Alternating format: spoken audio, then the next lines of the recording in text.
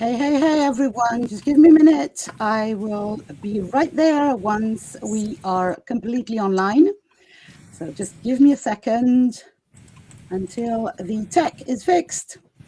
This is the live panel for, there is somebody who's not muted. Can you please mute yourselves for now? Thank you. We should be all right. We should be live in just a minute everywhere, hopefully. Let me check that it works. It's working. Everything is working. Hello.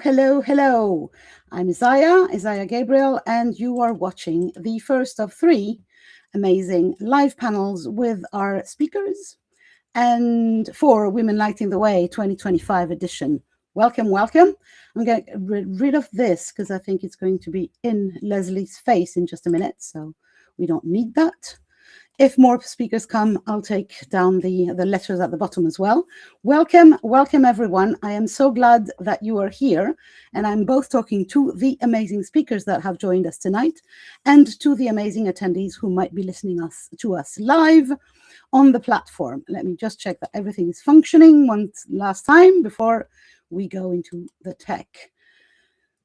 Pleasure and do the thing that we really want to do, yes, which is talking with the speakers of Women Lighting the Way. Welcome. So tonight we have with us, I'm going to start with the window as it goes. Maybe you can wave when I say your name. So we have Elaine Sager. Hey, Elaine. Leslie Ellis is in her car driving in the middle of America, the northwest of America. Is it right? Sorry, Elaine is in the UK. Yeah, are you? We have Alestran from Wales, are you? No, you're not in Wales, but you were originally from Wales. Oh, there's some Welsh heritage. Oh, I'm living in Devon. Oh, in Devon. Sorry about that. Oh, we have a new one coming in. Here comes Sarah. Can you mute yourself, Sarah? Just click on the microphone, please, for now. So where was I? Alestran. Then Vivian's chair is empty, but she will be back. Then we have the amazing Irini from Crete, all the way over there in the eastern part of Europe. Then the beautiful Katrina. Where are you in the world, Katrina? I never remember. Can you unmute yourself? I'm in Colorado. In Colorado, in the mountains. Yes. Awesome. And then we have gorgeous Lorraine. Do you say Lorraine or Lorraine Gabriel? Which one do you want? It's Lauren Gabrielle. Lauren, absolutely. Thank you. Sorry, I might be a little emotional, so I might, confuse places, surnames, and everything. Sorry about that. Okay. So, where are you joining us from? I am in India. It's the middle of the night. Thank you so much for accommodating the schedules, and we are so both honored and jealous. And then we have gorgeous Karine from London, are you, or not? The UK? You're muted.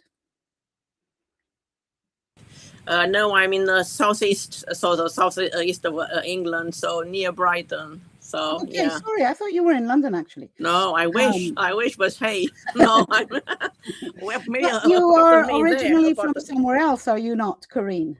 I'm sorry. Yeah, I'm from Romania. I'm originally from Romania, and Thank with you some so Russian sharing. heritage as well. A mixture of countries here. Oh, here comes Vivian back. So thank you, Karine. And finally, before we go back to Vivian, we have Sarah. Hey, Sarah. So hey. Sarah's joining us from France, but she's not completely French, are you? No, I was born in England and I moved to France when I was a young adult. Awesome. Well, welcome to all of you. And so Vivian, sorry, I'll come back to you. Vivian, you are joining us from Spain. That's right. Welcome, from Spain. Thank you very much. Sorry, I had an emergency with my daughter, but that's okay. That's life. That's life. This is, there's enough of us that we can talk. That's right. So, welcome to all of you. And some others might joining us even later. I never know exactly who's coming to the panels. We're women, so we have, just like Vivian had an emergency with her daughter right now, we all might have emergencies or, reasons to leave or whatever, and that's fine. This is part of life, and Women Lighting the Way is definitely part of life.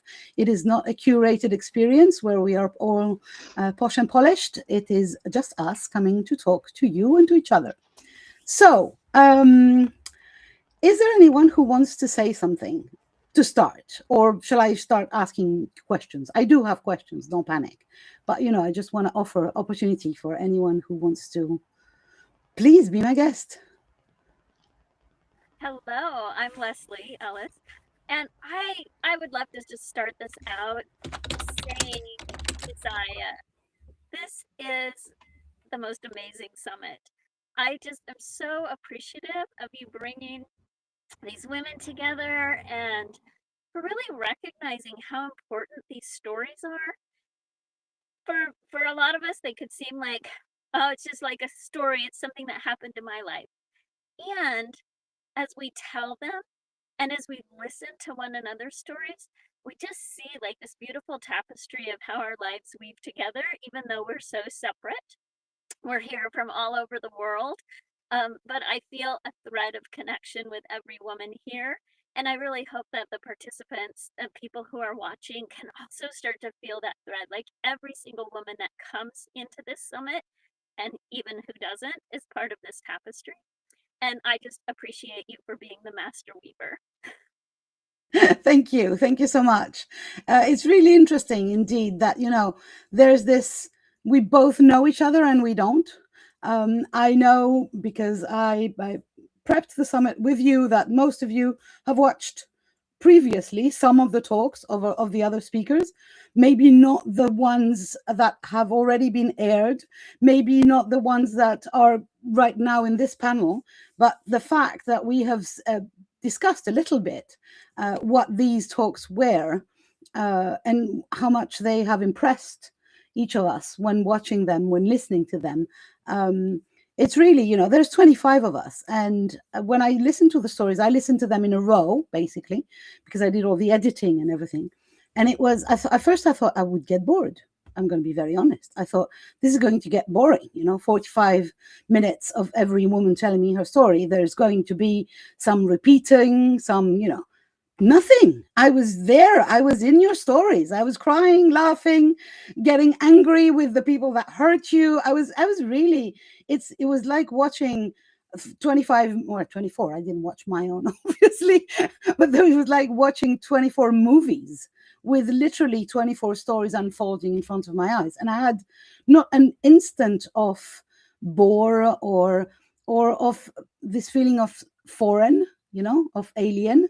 I felt at home in each of your stories, whether painful or joyful. And that's exactly what I think you were saying, Leslie, is about this resonance, this tapestry thing, this idea that whether we, oh, somebody's trying to join, but the room is full. I told people that they couldn't. I don't know who that is, but, you know, the machine told me 10 guests. And there is not 10 guests at this minute, right? 1, 2, 3, 4, 5, 6, 7, 8, 9, 10. Oh, 10, not 11. I thought I was not a guest, but I am, it seems. I'm sorry for that person. Let me see who it is. You people talk amongst yourselves just for a minute, so I settled this. So unmute and please do the conversation. Leslie, that was so cool that you spoke up, because I thought that was really courageous to speak up instead of Isaiah leading it and saying what you're saying. And I think it's really challenging sometimes to say something really, really serenely positive. I noticed that, you know, like, I think the way you represented it and thanking Isaiah for being the master weaver and saying your experience, I really appreciated you, taking that leap. I can feel myself still wanting to be in the shadows, even though we all, I told the story and I've listened to a few stories. I tried to listen to the ones in the panel tonight, but I kept having challenges with the tech. I don't know what was going on. My phone kept stopping. I was like, are we in retrograde? What's happening? But I got little snippets. I tried to hear people's voices. So I'm really glad I did. And I'm going to go into it more. And I'm really glad of what you said. It's very interesting that you said there's a connection, because even though we're so different, that is true. I'm so glad you articulated it. I did feel that too. and a feeling of belonging. Yeah. And then there's a part of me going, this feeling of belonging to being a woman, but I have clients who are non-binary. So there's this aspect of me going, oh, but everyone's welcome, LGBTQ plus. And at the same time, oh, but I am actually a woman. I don't often do enough that is connected to that, you know. Anyway, there is a resonance in that.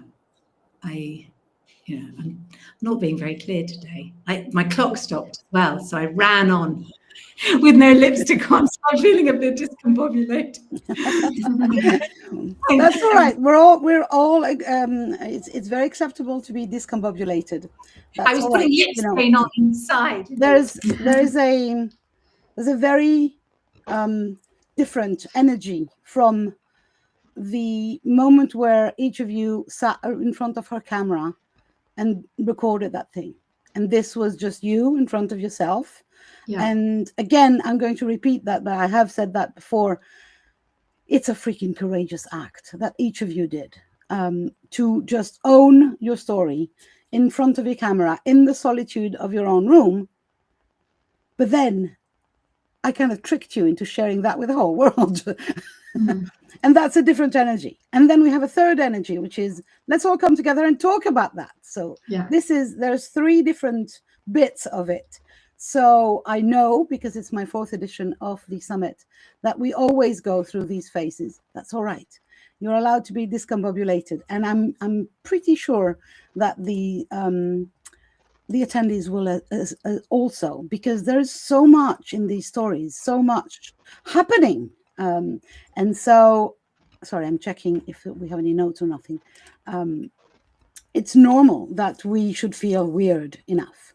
So let me be the weaver here. And thanks, Leslie, for the compliments, and ask the few questions instead of just talking myself, because everybody has heard enough of me. So I'm going to ask questions, and whoever feels they want to answer can go and answer. Then if we go on a tangent and discuss other things, that's fine too. Vivian, you're unmuted. Please take care to either make no noise or mute yourself, or answer the first question, which is, did any of you have any fear around telling your story? I can see a couple of bobbing heads. Are you going to dare to own that fear and talk about it? Absolutely. Yeah, Absolutely. So I don't know, Katrina first, maybe. Yeah, I just first want to speak about this particular format and the way that it is being woven, how it calls for you to be raw. It calls for you to be open. And that alchemy of those emotions and the opportunity to share the story. So the fear, for me, feeling fear usually indicates to me that I am doing something really brave and I'm doing something that needs a voice. So I think I recorded my talk 5 times and had to select between them because each one seemed to have an element of it that it revealed. And I'm like, oh, but this piece, oh, but that piece, to ultimately land with whatever gets to be conveyed will come through. So moving through that fear, and I was actually really amazed at how natural it felt, and even allowing the emotion to come up in my talk, like giving space for it. Giving space for the potency of the alchemy that's taken place through my story in my life, for it to be conveyed at the same time as the fear. It was just such a powerful, beautiful experience of alchemy. And I know that conveys, and I could feel it so strongly in this room right now, and that weaving and that beauty and that grace. So for me, yes, there was fear and there was a little bit of pullback and 5 times of recording it, but ultimately deciding that, everything that could possibly need to be conveyed is felt through my words, and it's felt through our presence. So I really enjoyed moving through the fear. Thank you. Thank you so much. Anyone else wants to take on fear? Lauren? Yeah, it's beautiful, Katrina. And I actually caught your story today. That was fabulous. So I've seen a lot of the ones that are here. I've told my story many times in books and all across the world, and yet still there is fear. There's fear of being seen in a different way by different people, the possibility of being misunderstood, the fear of stepping out of, I broke through a lot of societal chains and things in my life, and there's the fear that I will be judged and rejected because I went a different way than the way I was brought up or the way that I was taught. So there's all kinds of fears. And Vivian mentioned something earlier that I think is important for us to note, in that we all are, we're just ordinary women, right? So there are women out there watching us that are going, oh, I could never do that. Well, you could. I mean, we are all exactly the same. And yeah, I just feel like it is very courageous of all of us to be able to come forth like this and to join together. I'm traveling the world, and one of the things I'm noticing is that we are so isolated. We isolate ourselves. We don't ask for help. We don't make time for, our friendships and building community, and we try to do everything on our own. So I'm hoping this will be a catalyst for women to join together, and we're stronger that way. I think I kind of left the fear question, but That's all right. The questions is just here to get us started. Thank you, right. Lauren, for sharing. And indeed, the courage that leads to telling your story, in your story in particular, is also very visible, how it started with the courage to actually live your story, live your life. But also what you're saying about community or being together. For me, it's really important. I keep doing these events with women. I think it's part of my mission in the world to bring women together. And I think that we are stronger and we are richer, as in richer in exchanges. It's not so much about strength, but about possibilities. Corinne, you're unmuted. I was going to take over a little bit to continue actually in the same vein. I was going to say what you are doing. It's the modern time gathering around the fire, because back in the day, women were gathering around the fire and they were knitting together. They were doing all sorts of housework together, and they were sharing stories. And those stories that they were sharing had many purposes: to teach each other something new, but also to process their emotions, to process their heartaches and even the good parts. Because in all of our stories, we all shared something which was painful.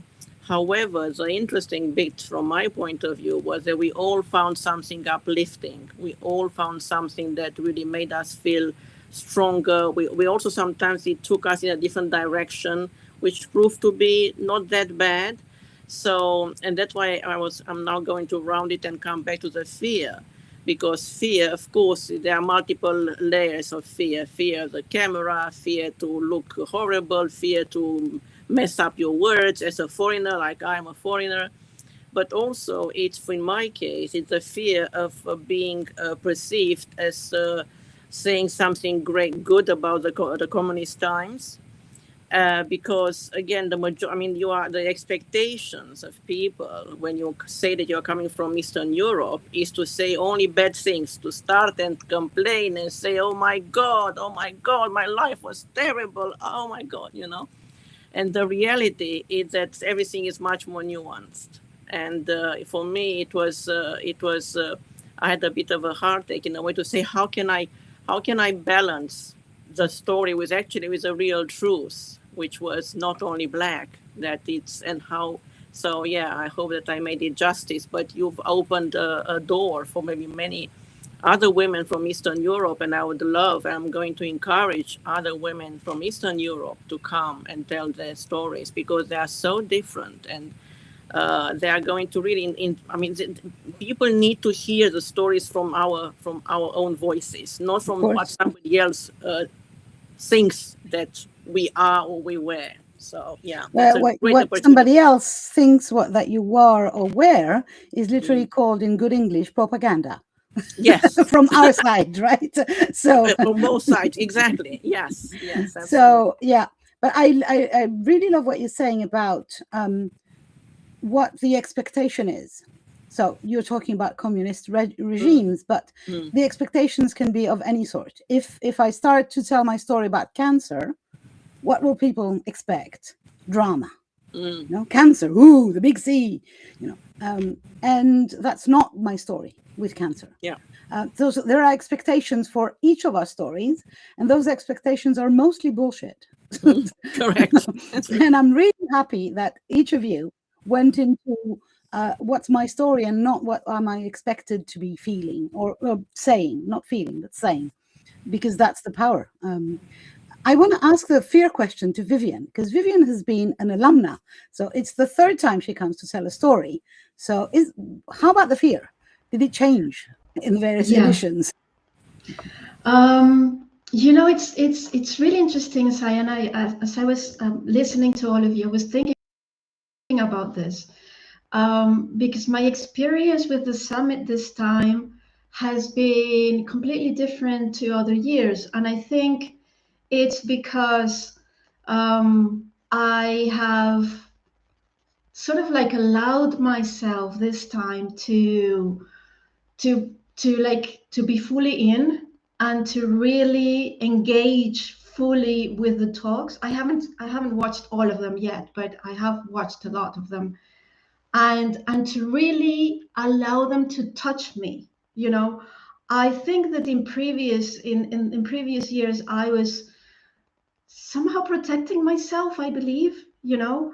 And even though I watched, I didn't watch all of them, but I watched quite a lot in previous years of the talks, but I wasn't as open as I have been this time. And I don't know why. I really have no explanation for this. Maybe I'm different now. I'm in a completely different phase of my life. I don't know. You know, I don't know. But the thing is that I have allowed myself like to open up and receive these talks with an open heart, you know. And it's been really, it's been like so inspiring and so life-changing for me. I mean, they've touched me so deeply, and it hasn't been easy always, because as you mentioned, Isaiah, there are topics that trigger me. There were topics that were painful to hear.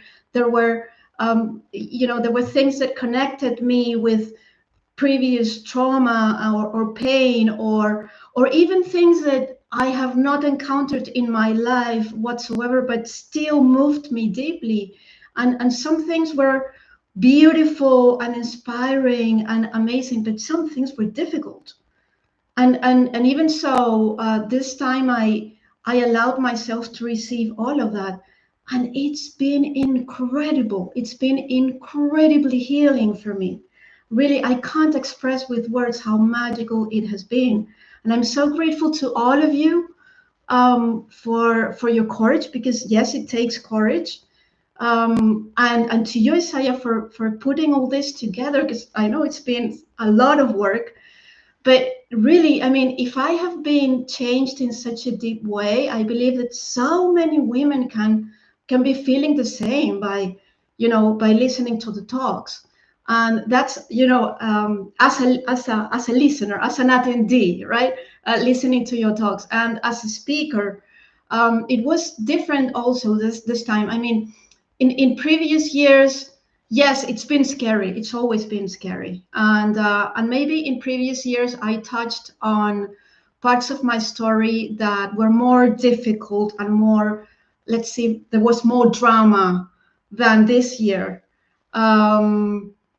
But this time, I think that I was coming like from a different space, from a different place, or a different energetic base, I believe.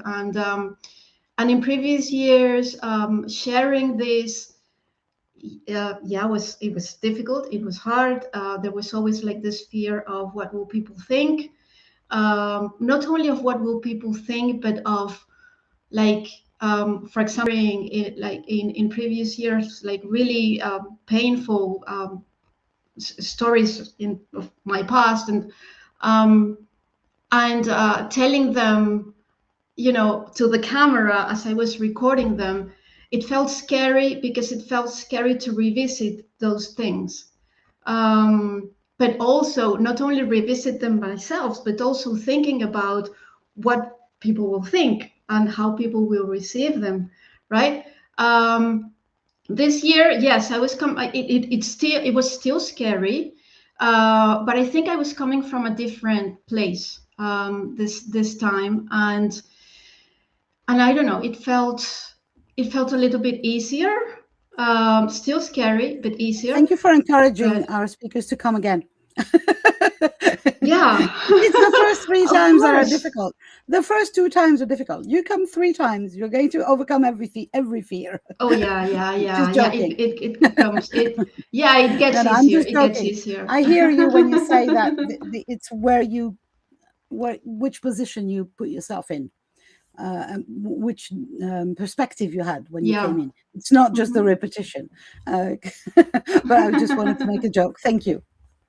Thank you. Thank you. So yeah, the fear. Well, we'll come back to it, I'm sure, but let's not dwell too much in the fear. My next question, and I would like to address it to some of you, but hopefully you will, you'll see if that concerns you. How did you know what to talk about? How did you choose which part of your story you were going to talk about? Okay, so we have Sarah and Irini. And Elaine, maybe. So let's start with Sarah. Okay, so this year, as you will find out tomorrow, because my talk is tomorrow morning, I think I'm the first one. This year has been extremely challenging. I have been through a lot, as I think all of us here have been, and many other women as well. But this year has really, taken the biscuit type thing. And it just seemed obvious to me to revisit something that happened in 2018. It just literally sort of dropped in, and this is what you need to talk about. And first of all, I was like, really? That's like a tiny, tiny part of my path, my journey. But at the same time, when I revisited it, it helped me to actually accept what I have experienced on a personal level this year. So that in itself was really wonderful. And it was just so beautiful to actually go back, because it's helped me to really bring different pieces of the puzzle over those 7 years together as well. And it's helped me to lean into this trust that I have needed to be where I am physically right now with you here this evening. So it was just, at the time, I really want to be part of this summit. What am I going to talk about? I don't know. And then once I sat with it, it literally, as I said, it just literally dropped in. And that's often now how I have all of my ideas about my business, about my life. It's just really trusting these messages. And I touch on that in my talk. It's trusting these messages, even if they don't make any logical sense whatsoever. That makes sense to me also. Because I don't want to say that I told you so, but I did.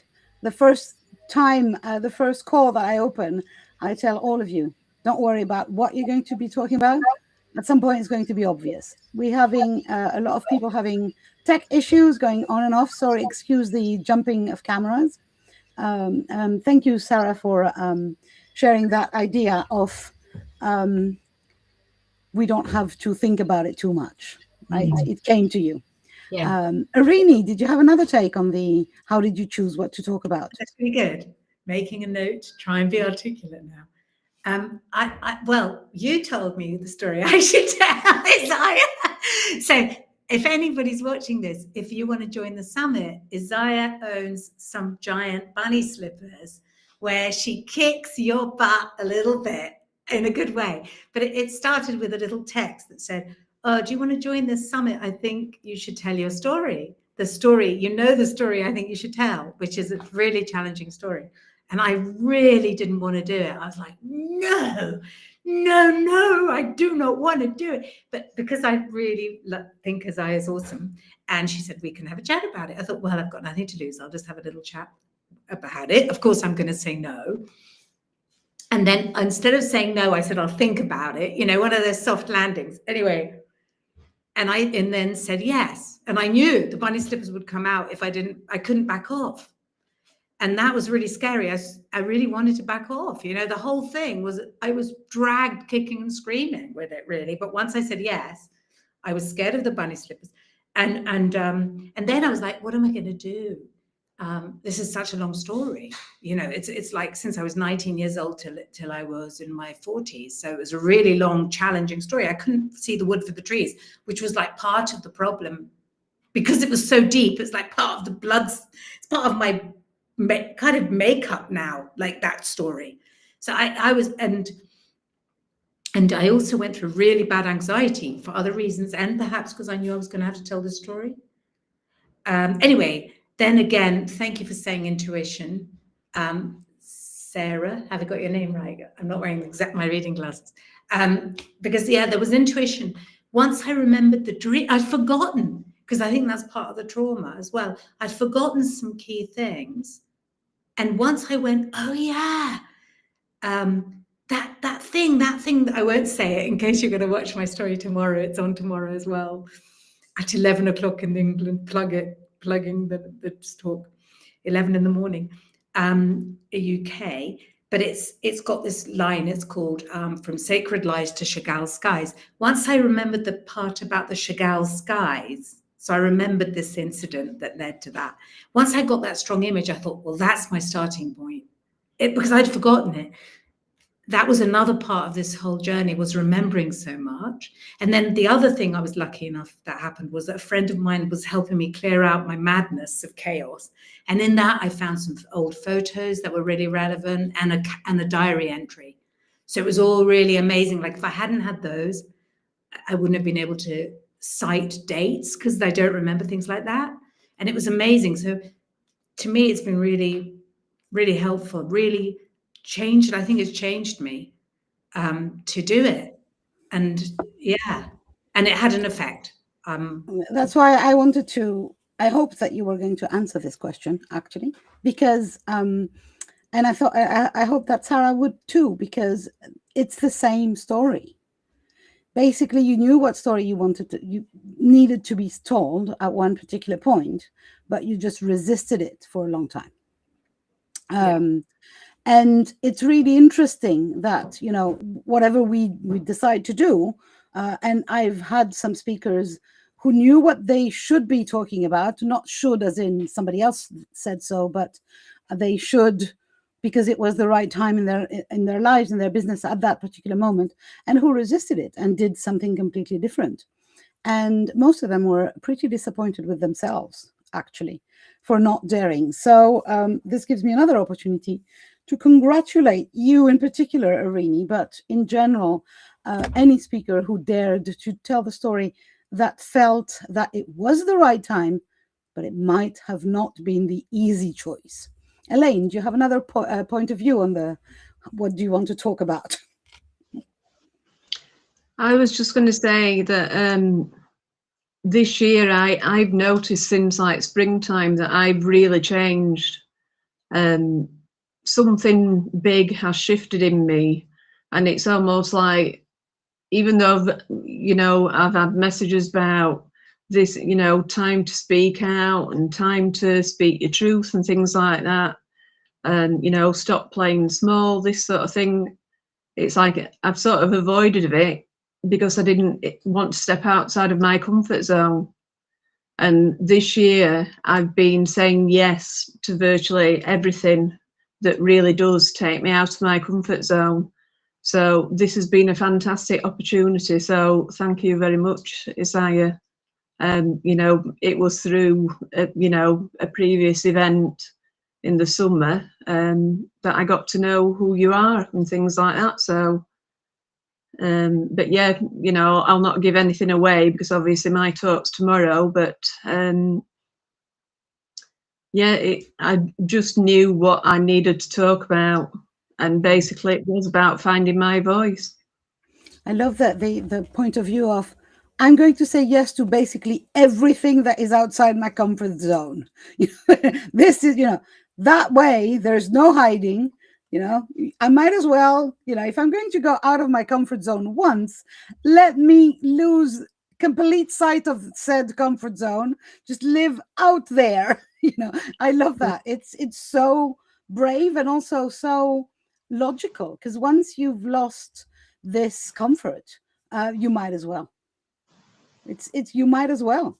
I think Lauren could talk about that. Once you've decided, I'm going to sell all my belongings and go and travel the world with a couple of suitcases or even one suitcase, why keep this particular pair of shoes? You might as well. Thank you, Elaine, for opening us up to the perspective of, we might as well lose everything and lose complete sight of our comfort zone.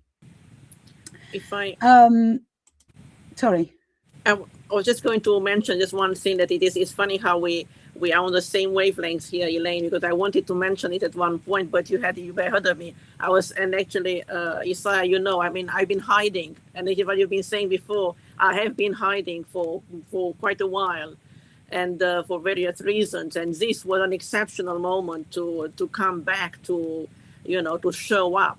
To show up, speak up, and speak the truth and stand up for the truth. And it's quite a transformational moment, just like it is for you, Elaine, and I'm sure it is for many other women around here. But some of you already, you've stepped into the arena before.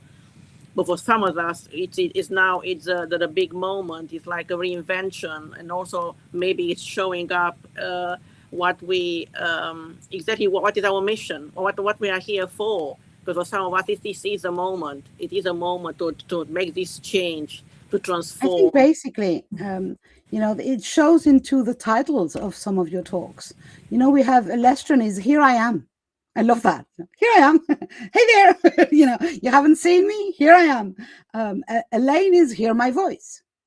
It's so obvious, kind of. I'm not hiding anymore. And when you talk about mission, Corinne, I'm going to go and on a tangent here and say that I believe your mission is, all of you, our mission is to be ourselves, and that's it. And once we are fully ourselves, I see the bobbing heads. I love the bobbing heads. That's when I say something clever. Everybody agrees with me.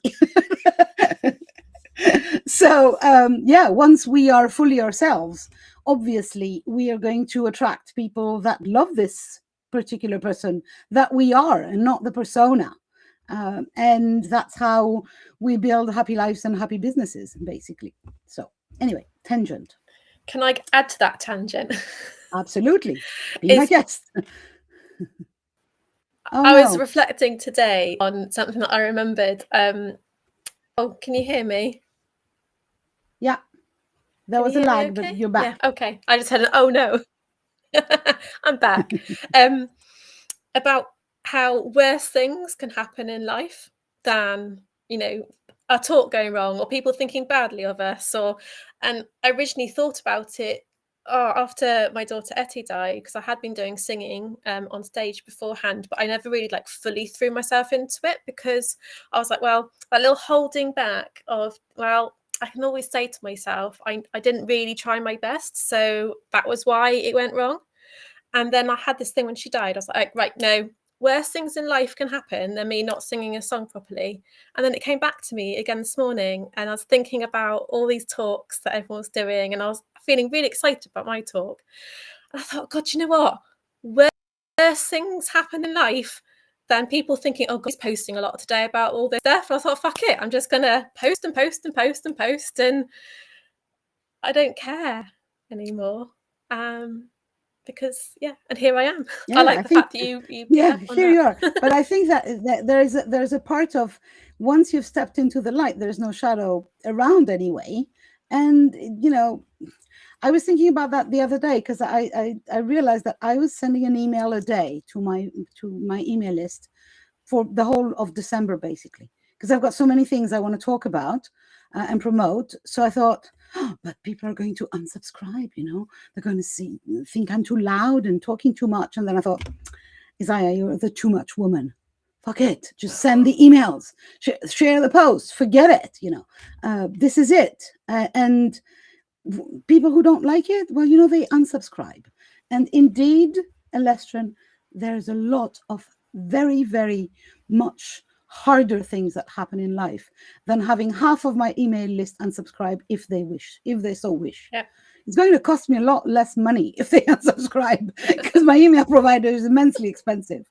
So, but it's, you know, whatever it is, once we kind of get over ourselves about the visibility thing, it then becomes, forget it, you know. Fully This commit. is no, I very often say to my clients when we work, so what's going to happen if you do this or that? What's going to happen? And they go, you know, but this, but that, then what are the people going to think? So, is anyone dying? Is anyone dying? No? Well, then go and do it. This is the scale, right? And showing up as ourselves, we're killing no one. We're just bringing ourselves to life, basically. Birthing the real us. Anyway, don't get me too much talking. Let me ask questions. Unless somebody else wants to unmute. Leslie, you go. Yeah. I hope it's not too loud here. I'm traveling and I'm in my car and I had to turn it on. So my car's running so that my tablet would charge up. But so if you can hear sound, just imagine you're driving down the highway with me and we're having a great chat. But what I was going to say, so appreciate what Elestrin just said and resonate with that. And I'm already planning for Women Lighting the Way next year. And I think my talk is going to be, I don't care. So stay tuned. I think there's actually a group on social There media is. called "We Don't Care." Instagram. We don't care anymore, something like that. I love it. You know, that's a very, very crucial. Sorry, I muted myself. Next question would be, which one? How did your no, not how did you? Sorry, wrong. Because you've answered already most of my questions in other terms. So, does anyone want to go on the? Do you feel a new power after you have told your story? And I'm not going to ask the question in after somebody has seen your story, but after you just sat down, thought it over, maybe took some notes, some bullet points, maybe wrote the whole thing, and then said it out loud into a camera. Do you feel that something is switched, as in empowerment, and not only the visibility thing? Yeah, Elestrin, please, and Sarah. I felt so proud of myself because I did find it really hard to actually commit and record the story. And as soon as I finished it and was waiting for it to kind of, whatever it is, to finish so I could send it to you, I was sitting there thinking, oh my goodness, I've done it. And I am so proud.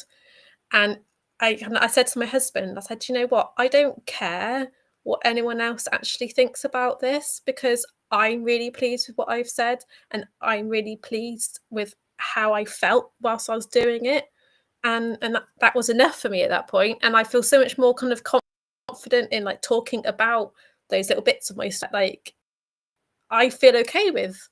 I don't feel like I'm going to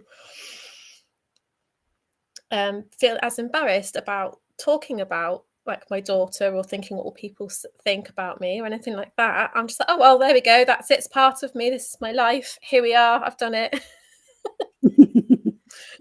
So I'm going to have to use one of the very few fun features of this piece of software and go, can you see it? There's not that many effects, but there are some. And I really wanted to use those to congratulate you in particular, Elestrin, but in general, because indeed, you should be proud of yourselves, all of you. We should be proud of ourselves. It never stops. I have to stop it now. But yeah, we should be proud of ourselves, because it's freaking not only difficult, it's not that, it's empowering. It is, to my opinion, to really own our story. Also, to even think about it, to even sit down and think, what is the important part of my story that needs to be told today? Because as we said, we have many stories.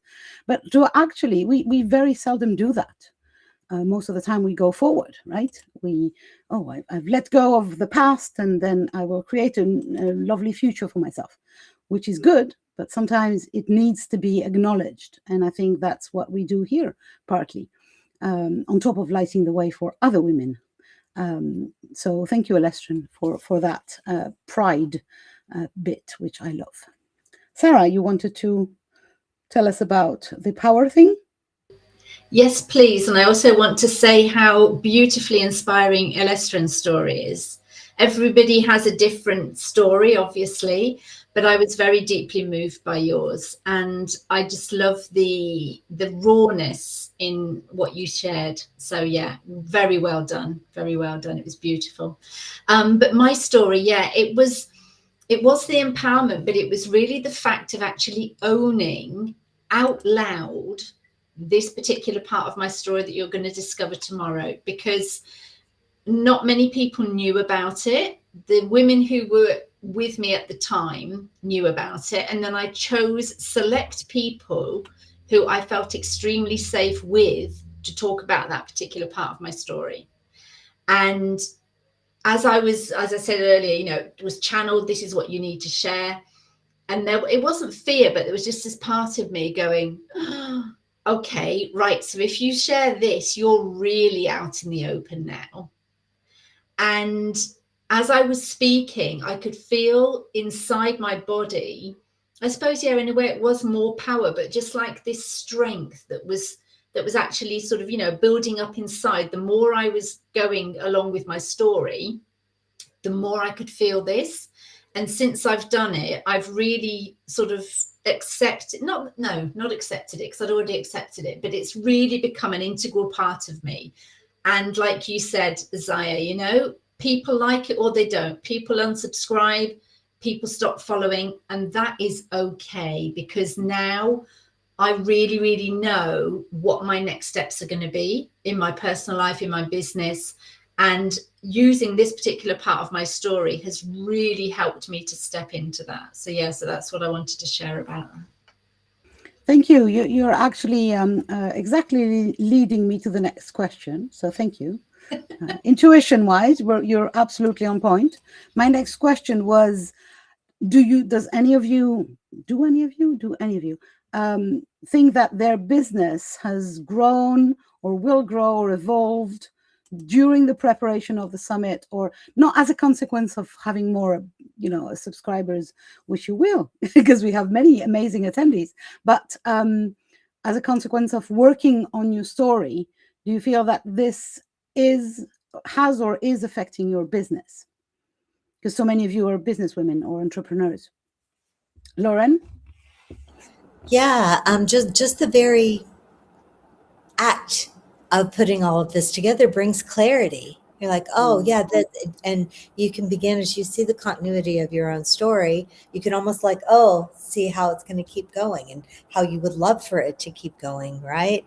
And how, I am a spiritual teacher, a freedom coach, happiness coach, and I can see the lessons throughout my life that I learned, and how those will apply to the women that I serve in ways that I didn't before, until I looked at it in that microscope. I'm like, how many women were in that exact position, feeling ashamed of their bodies, feeling, ashamed of their feelings and their emotions, feeling like they have to do everything alone, right? And this is my example to be able to help them through that, right? You can teach what you've lived way better than something that is just abstract. So yes, it was very helpful for me. Thank you. I love that. I'm going to give a little spoiler is really interesting because we have a special gift that we will discuss for the attendees. We will discuss later on in the summit. So you guys have to come again. But the page of somebody else on that gift, not you, another teacher, is you don't have to do it alone. So you see that we are weaving together indeed. It's not one person with, I think it's one message, many voices, right? And as per usual, somebody needs to hear it through your voice. And that's why I always encourage everybody to shine their light and just be their own selves, because that's particular individual voice that you have, even if we share an absolutely similar message, cannot be heard by someone on the planet can only hear Katrina. Even if she says the exact same thing as I say, they won't hear me, they will hear her. And that's why we are missed, our voices missed in the, sorry, I'm a singer, in the big choir. So if we don't speak up, if we don't show up as who we are, absolutely. So thank you, Lauren, for that.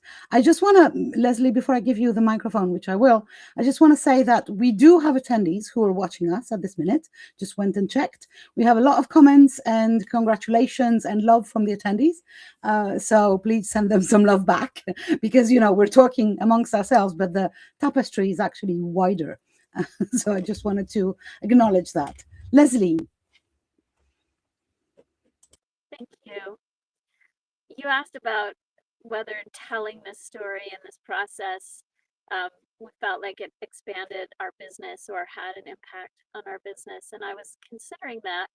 I'm a soul embodiment coach and yoga therapist, and I find that in my work and when I'm making decisions about like what's next, what's the new offering that I'm going to do, what kind of theme do I want to teach around, I really rely on my intuition. Sometimes in the middle of the night or when I'm sitting in my hot tub, it'll just be like, boom, this is what you're doing. And the same thing happened with this talk. I wasn't sure exactly what it was that I was going to talk about, but I was sitting in my hot tub one night under the stars and boom, it's like, I'm sorry it didn't work out. And there's a part of me that was like, what the fuck does that mean? Like, what am I'm supposed to talk about how things didn't work out? But the story came. And I think the way that I feel like that impacts my business is one, it confirms again that letting myself be open to not just my thinking mind and my deciding mind about what should be, but to like my heart or my soul speaking up and saying, this is what it is. And then going with that and like allowing myself to let that evolve then. So instead of a kind of top down process, it becomes a more organic, like the inside awakening to support what it is that I'm going to put out in the world. And I feel like for myself, for all of us, the more that we can do that, the more then we're really going to speak to those people, women, other humans who need our medicine. And it's so exciting to me then to be able to share that. The other piece that comes through for me is that in telling the story, because initially I had this feeling like, well, yeah, I can tell this story and I think it's an interesting story, but there's a question like, is it enough of a story? Like, it's just the stuff that happened in my life that have happened in a lot of people's lives. I talked about getting divorced. I talked about changing careers. There's like these things that are like normal things that we do. But in telling the story, there's a healing that happens. And I told one particularly kind of potent part of the story for me, and tears came, which anyone who knows me knows you're going to have to sit through my tears if we have a deep conversation ever. But the tears came, and I felt there was another layer of healing that happened around that loss, just in telling the story. And everything that I can do in my life that helps peel away those layers and helps me just to continue the process of healing, that also just helps me to be stronger and more of the guide that I can be, and the container, like to hold the space of the container for others who want to heal. So again, I thank you for the opportunity, and I really recognize like the power of telling these stories. It is really incredible. It really is. Thank you for the compliments, but also thank you for summing up the whole thing and putting the word healing on top of that, which we needed. So thank you.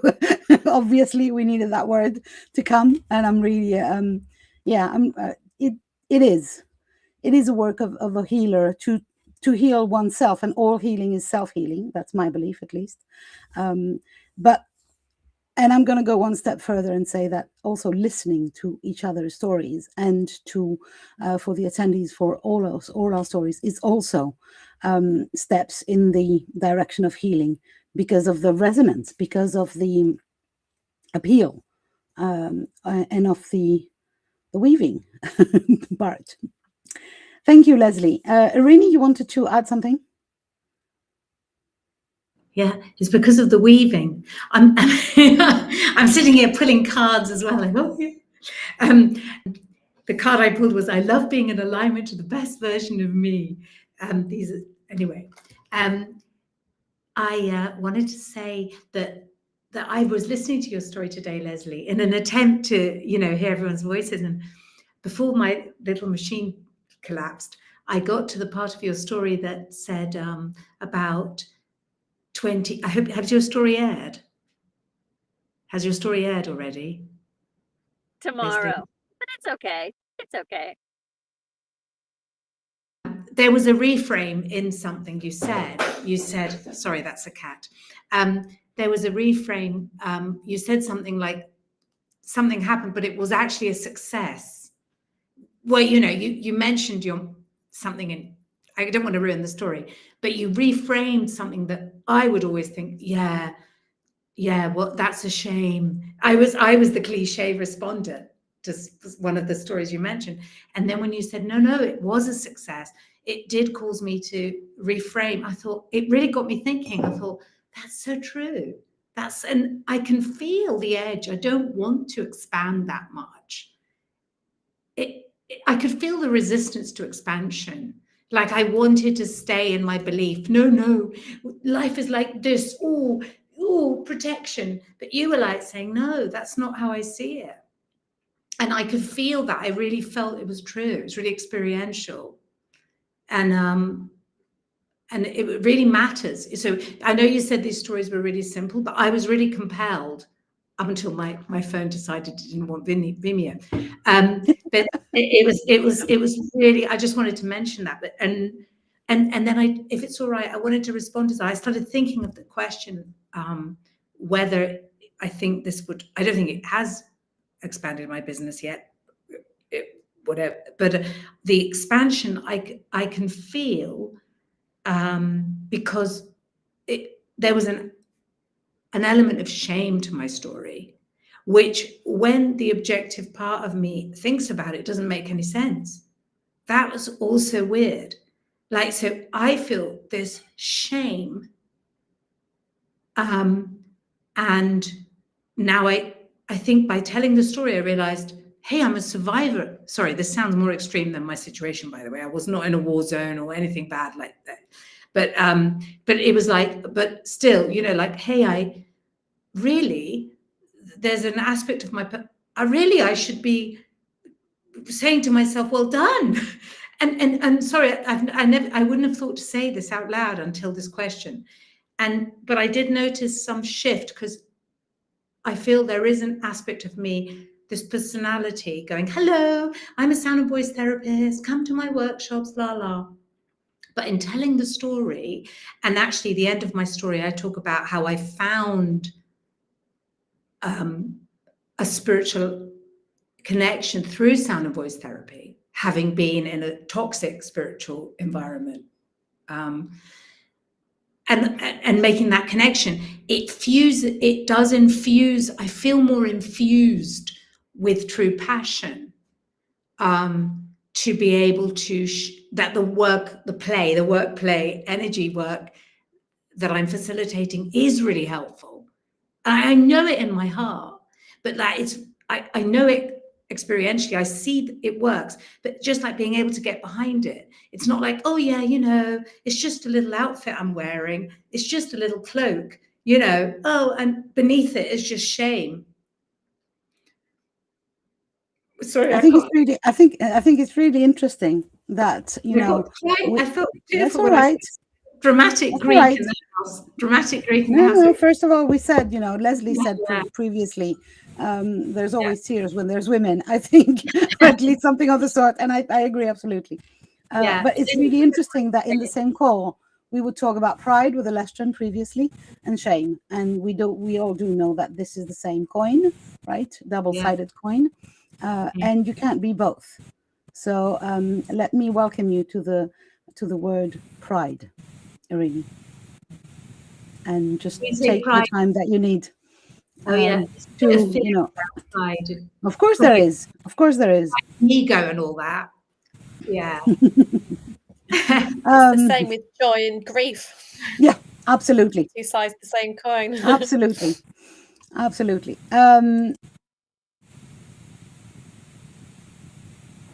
Lauren wants to say. Yeah, can I pop in here really quick, because Irene said there were so many threads through there. First of all, us comparing our stories. You know, I do that too. I'm like, oh, well, my life has been so easy. My trauma is not big enough. And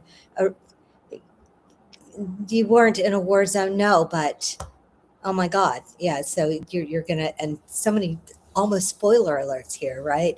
And then in Leslie's story, I had a recent brilliant discovery in my life and my business, but that I never would have if my laptop hadn't broken. So if we instantly look at things that go wrong and go, oh, it went wrong, we miss out on okay, how can I alchemize this into gold and see what actual beauty comes out of all of this. So those were two really cool threads that I felt from Irene when she was, is that how you say your name? Irene? Thanks for asking. Irene. I don't mind actually too much, but Irene, yeah. Irene, yes. The names are sacred. Yeah.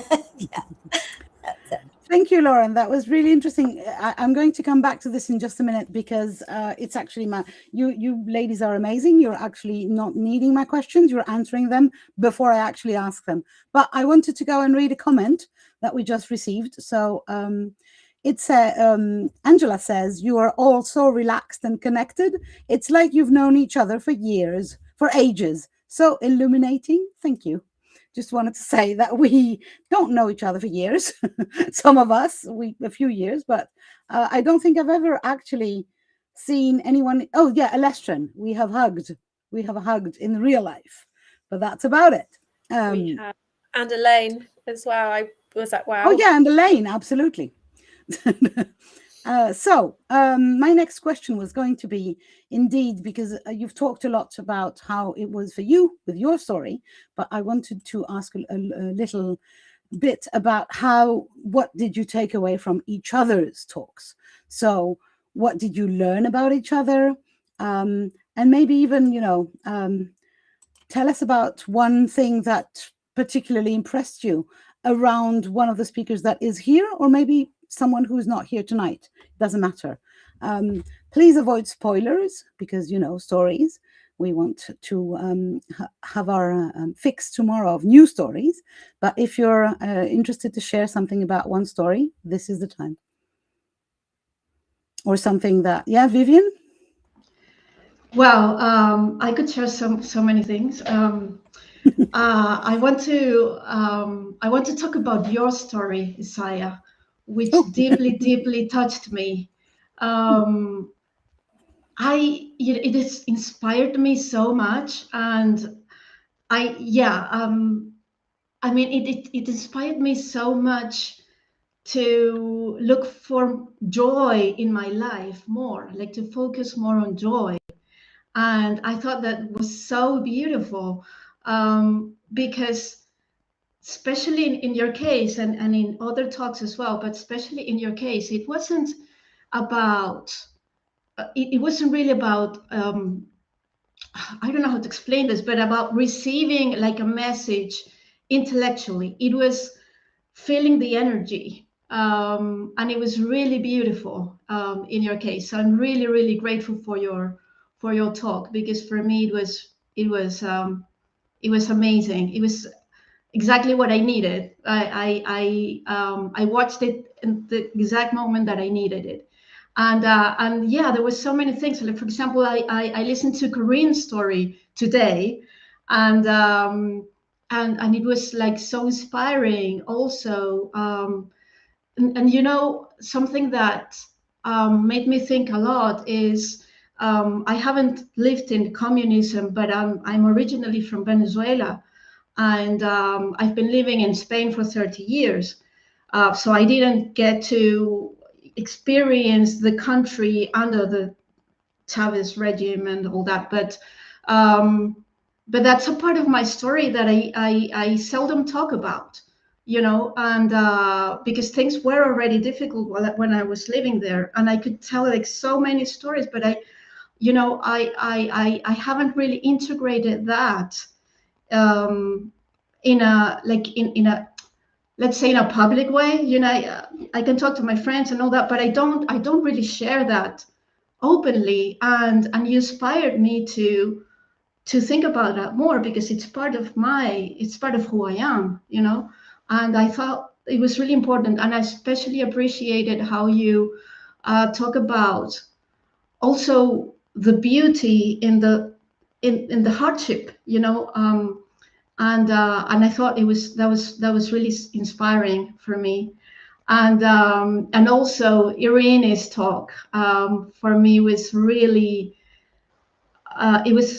I enjoyed it so much. I was so inspired by your courage, Irene, and yeah, I don't know. It's you know, it's not about it's not really about learning. It's not really about getting new knowledge. It's the energy. It's being fed by the energy and being inspired and feeling that connection to people that you don't know previously, but you say, hey, like, I would love to have a coffee with her. I would love to, you know. And I thought that was really beautiful. And I'm going to stop here because I could talk about so many talks, but well, I'm going to spill a little bit. The first edition of Women Lighting the Way in 2021, we were so basically barely coming out of COVID, and our dream with Chris when we created this was to do it in real life. We wanted to do a traveling conference that would go, you know, in the various places where the teachers and the speakers were, and we could do it, you know, once we'd do it in Crete, and then we come and do it in Spain, and then, so, you know, who knows, maybe later. Maybe we can get inspired by Lauren and go and travel all the time. And that means that you might get to actually drink a coffee with Irene. I might end up drinking a coffee with Irene because, you know, I go to Greece quite often. But anyway, and, you know, Spain is also not that far away. I wanted to tell you so much love that comes through the comments from various people. Congratulations on our healings, and, you know, and the sister circle, the importance of sister circles. The attendees are having a blast, which is great, which is also exactly why we're doing this, right? The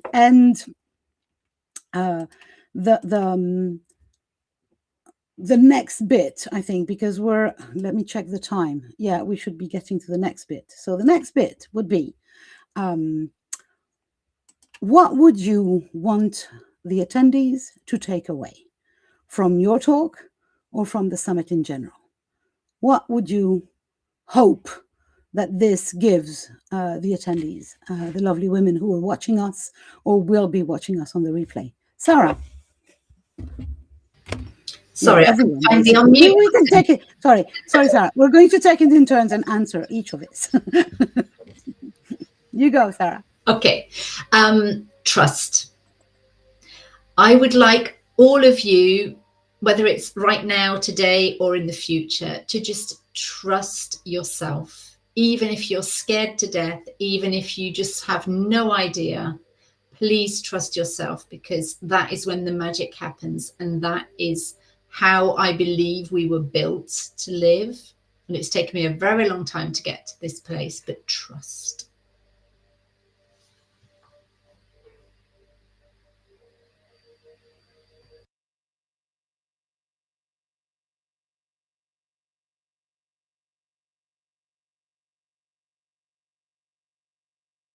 Asaya, I Sorry. think you're muted. Yeah, sorry. Anyone else wants to talk? Not me. I was stunned into silence. Corinne? Yeah, absolutely. It's what a great idea, Isaiah, because you know what I have next to me? I have this, which is an Oracle deck cards, which I took part in years ago. It was another collective, another sisterhood, 39 women from all over the world. And I pulled the card. It is for all of our attendees and for us. And it is an amazing card which says, "You are enough," which is absolutely, amazing. What could be better than that? I mean, it goes very much next to the trust and everything that is going to come forward. So yeah, so you are enough. Yeah. So I'm going to let's show you remind the tarot card that I pulled this morning. Oh, It's the sun. It's the yes card. So yeah, kind of where somebody else left. Ooh, I don't know who that is because I got confused with your cameras. I know Katrina had to leave. She'd said before, but somebody else either was kicked out by some tech. Oh, there, Leslie. Leslie is having camera issues, I'm guessing. Okay, so anyone else wants to have a take on what do you expect? What do you hope the attendees will take away? Elaine and then Alestran, or the other way around. I don't care. Basically, I think all the stories have got like a theme of, like triumph over adversity, and that people haven't given up. So it's a case of, and I've actually got a pebble. I don't know if you'll be able to see what it says on it though, but the word is faith. And that's, again, it's having faith in yourself that things will work out, and no matter what happens, you'll be led down a path where something will work out, and it's usually something better. So, no matter what you're going through in life, there is something good that will come about. Beautiful. Thank you. Trust, faith, on we go. And then we are enough. You are not alone.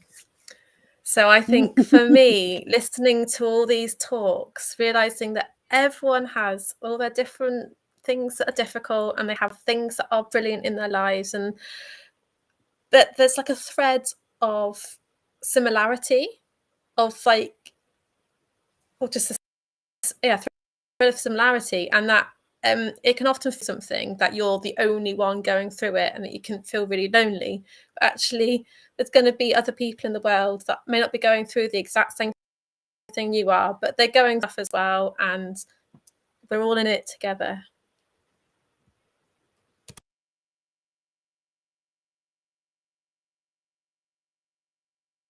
Sorry, thank you. I was reading the comments on the platform.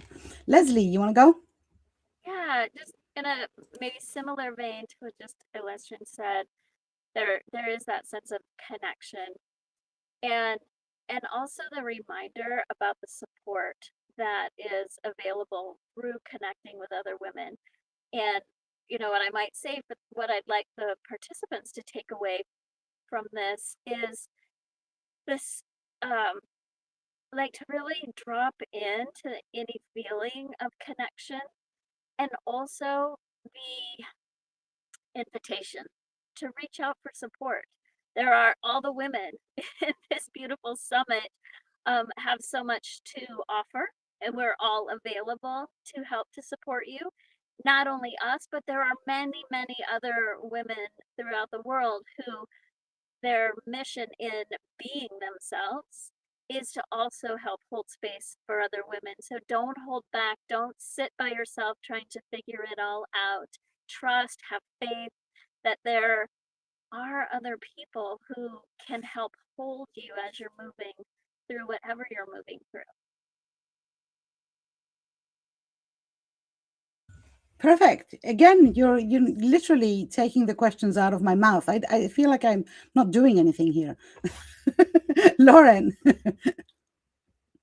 So the thing that I noticed that we all have in common, no matter what our struggles, our challenges, where we came from, is that we are all living a well-loved life. And I would like for every participant to walk away with the conviction that you too can live a well-loved life that is according to your desires. And if there's something that your heart wants, there is a way for you to have it. And that is the infinite possibilities, that it's absolutely unlimited as to what you can make with your life if you just take the steps and get the support and do the thing. Perfect. I love that. Well-loved life. In my vocabulary, I call that living a goddess life. Whatever that means for you, as you said, Lauren. Irini? I felt a transmission just now, Lauren. I was like, that was good. I felt it. Thank you. I wanted to say, you know what's coming to say something to, it's weird. I'm surprised that this is what I want to say, but what I'm noticing in myself is how I didn't feel like I'm part of it. Like when Isaiah suggested I join, I didn't see myself as worthy in a way of being part of it. And it was her conviction that, yes, you belong to this group of women, that caused me to enter the space. And still, I displayed a vast amount of, chaos around the tech and everybody in this, I literally didn't represent myself well. And then despite that, here I am with you on this panel, and I'm like, and I think that's something to take away, because I'm thinking how I mentally was thinking about myself in such a low way. I was like, I'm useless. What's the point? I'm not good enough. If I'm honest, I may have appeared high functioning if anybody had talked to me, but in my deepest heart, that was really what was going on. I'm like invisible. I don't really exist. I don't really matter. And through this process, here I am with you, and I feel connected with you and belonging, but I was bringing myself outside. So the thing that comes to me to share is to say where perhaps the summit participants, if anybody in this is listening, that is there a place in yourself that you're keeping oneself, separate? And is there actually opportunity for something right close by that all you need to do is one simple step forward, and then boom, your world could change? It's that possibility. I'm really feeling like how I felt about myself wasn't really a reflection of the truth. And I really love that. It's a really powerful thing, I think, Irini, this idea that we might even say the words of I am enough, but deep down there's sometimes somebody who still says, no, I'm not. I had to go through a process of being too much in order to go back to I'm just enough. I had to be too much, kind of take too much space so that I felt enough. And then I calmed myself, or did I? You never know. But I also wanted to say that you said, here I am, Irini, and so is Elestrin, sorry. Very, very similar thing here. I took your catchphrase. That's all right. We can use each other's. Also, there's little bell as well. One attendee. That's it. I just wanted to do that. That's my favorite little bell. It's very portable as well, so that's good. But it's a dumb bell chime, isn't it? I wanted to read a comment from an attendee who says what they're taking away. I thought that was really becoming at this minute. So, what I take with me from this day, your talks, is that showing up vulnerable is what we all need to do so much more. And that's Dina. Thanks, Dina, for sharing with us. It's really interesting that, we're asking the questions and even the attendees participate. I love that. I love that this as we were saying previously, the tapestry is not just the 9 of us or the 10 of us or the 25 of us. It reaches far and wide, and I really love that. So anyone else wants a take on what do the attendees? Yeah, Vivian. Yeah, for me, and also like picking up on what Irina was saying. For me, it's the sense of sisterhood. I felt this really deeply by listening to the talks. I felt like such a connection with you all, right? Even if even if I didn't know you, but it felt like there was something like so human in witnessing the stories of women, even though you've never seen them, you don't know them, and you might never get to see them in person, but it was so powerful to feel that connection and that sense of sisterhood. It helped me feel that I am not alone, that we all share, we all have our struggles, we all have our challenges, we all have our our highs and our lows, and and even though all the stories are different, they're all the same, and because it's who we are as humans and as women. And for me, that's so powerful and so healing. I'm really surprised because I wasn't expecting this feeling of being healed by listening to you guys. So yeah. I want to say something as well on that, on the thing of the connecting. I want to say that each of you has also literally created an energy connection with each other and with each of the attendees, even though they don't know it. And because I can't, be the main weaver. You can't weave alone, basically. And I think that it's really important that we acknowledge, because so many of us are energy aware, let's put it this way, or healers or whatever, that, it's not just words. We're dealing with energy here. We're dealing with creating an energetic connection and raising the frequency of ourselves, of the people who listen to us, by, owning our authentic being in the world. So what I would like attendees to come out with is that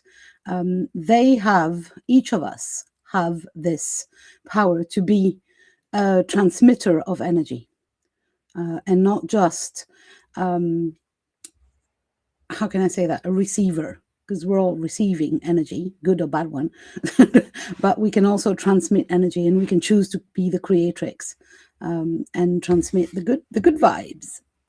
Does anyone want to take another take of this, or shall I ask my final question?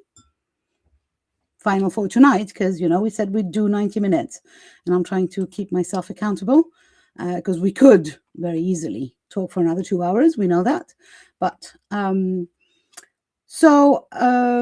well, I don't know which question I'm going to ask. That's confusing here. I think I would go with that one.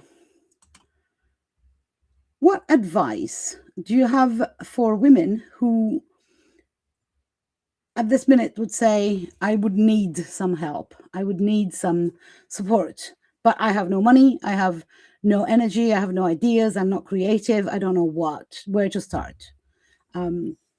And would that be come and tell your story in Women Lighting the Way next year? Or would that be something completely different? I don't know. Do you have any advice right now? Corinne, you have some?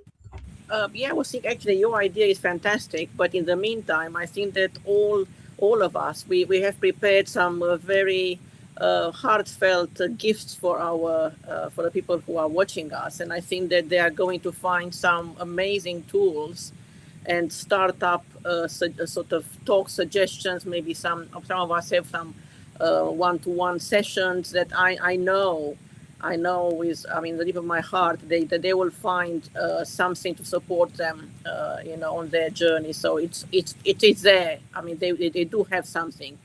They will have some at the end of these 3 days. So that will be an No, amazing. you're right.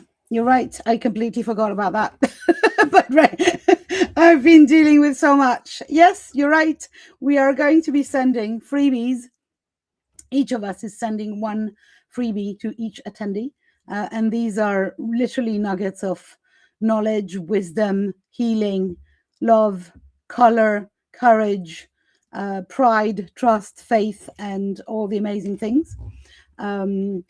Don't forget that there's also an offer appearing under each of the talks that you can actually go and work with these amazing speakers and learn more about them. And also for people watching live, when you watch one talk live, you are automatically entered because I programmed it. I love saying automatically, and then I think it took me 2 hours to actually make it happen. But automatically you're entered into a giveaway for one particular gift by that teacher, or speaker. So basically, you've got a chance. I've already given away 5 free VIP tickets today to the people who shared the summit far and wide with our little giveaway that ran before the summit. So we have more to give. We have each of the speakers has a gift. There's also general gifts that the summit itself is gifting. So just watch us live and get some goodies. Plus, there might be some surprises coming, but I'm not saying anything yet. You'll have to stay put until tomorrow night or maybe even Sunday night. Now, more seriously, and less promotionally, Elestrin, do you want to say something?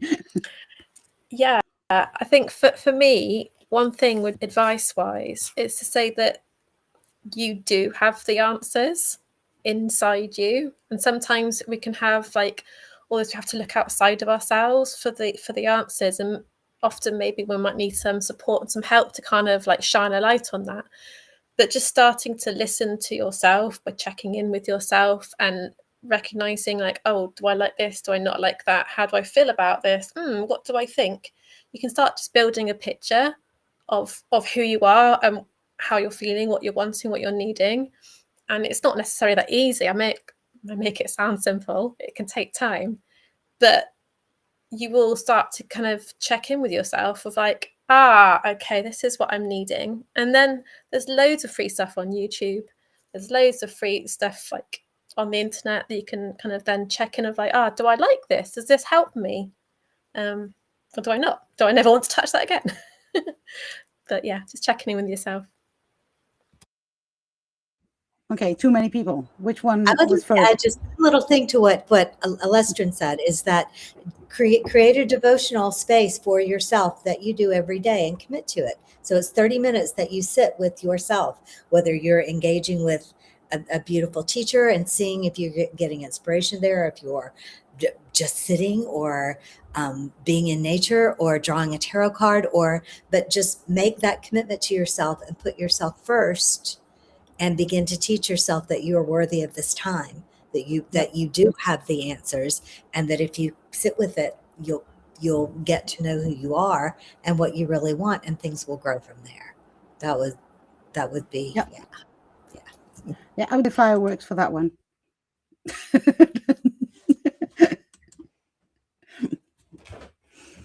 I think Leslie, I don't know in what order. I don't know. I'm sorry. You're muted, Leslie. Don't talk. Don't talk because we can't hear you. There you are. I'll try to be brief. And advice. Tell your story, yes.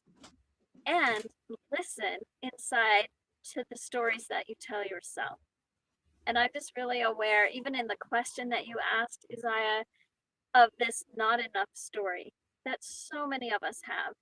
And it can be very true that we can be very busy and it can be hard to fit things in, that money can be short, that we feel like we don't have resources to reach out.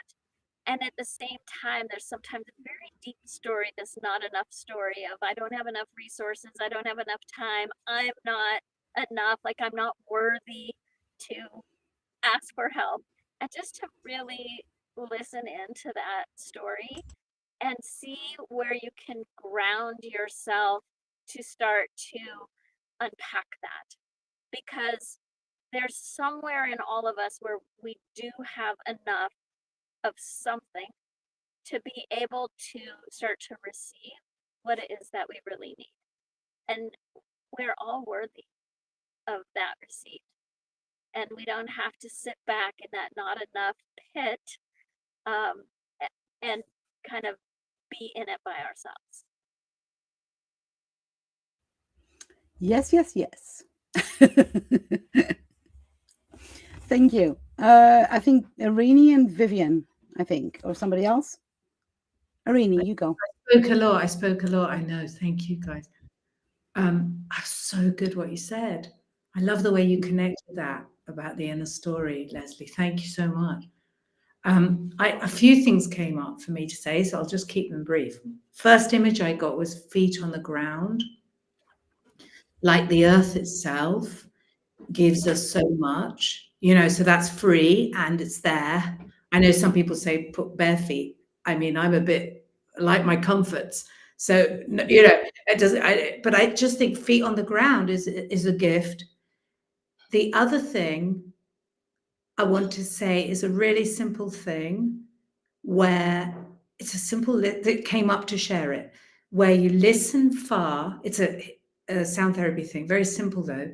You listen to the furthest sound that you can, and then you listen to the sound in your ambient space, and then you listen to the sound in your body, so like your breath, just that simple exercise.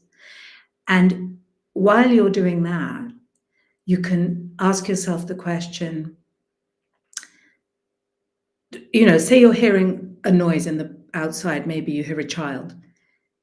You might think, do I feel resonance to that sound? Do I feel resistance?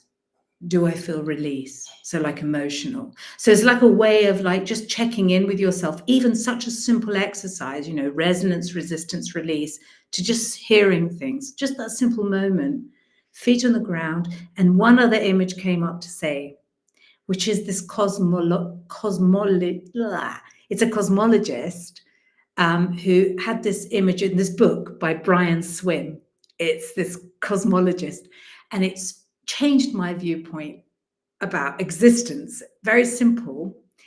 It's this exercise where when you're looking up at the sky, you imagine you don't actually imagine, you realize that we're hurtling through space.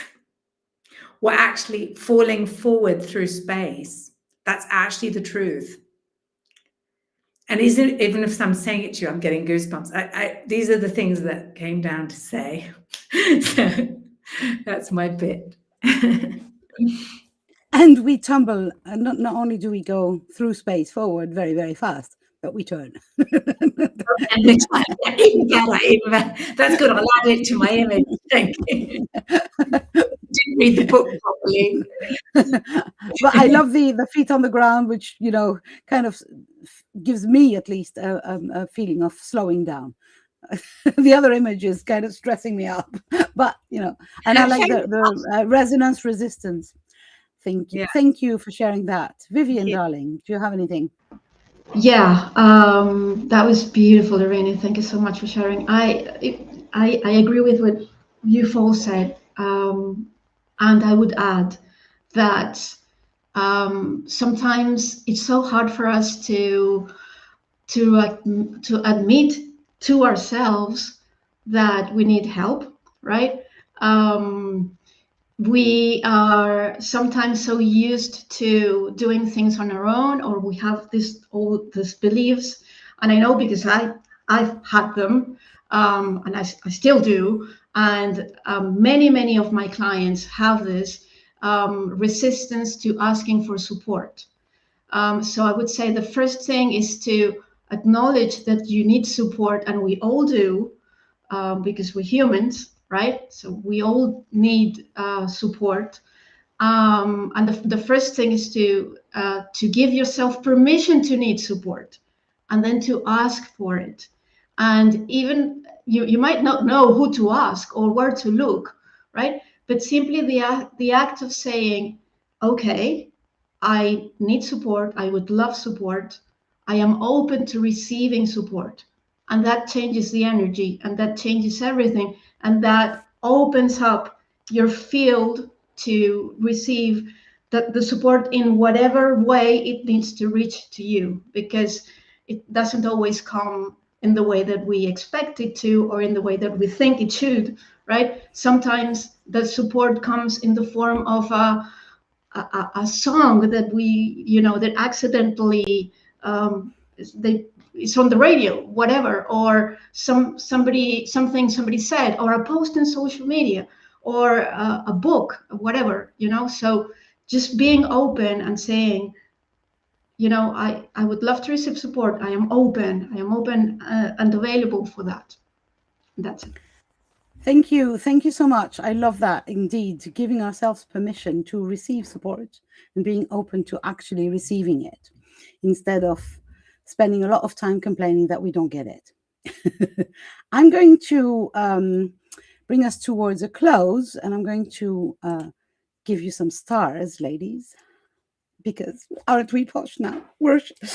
And I'm going to share my little bit around how to start.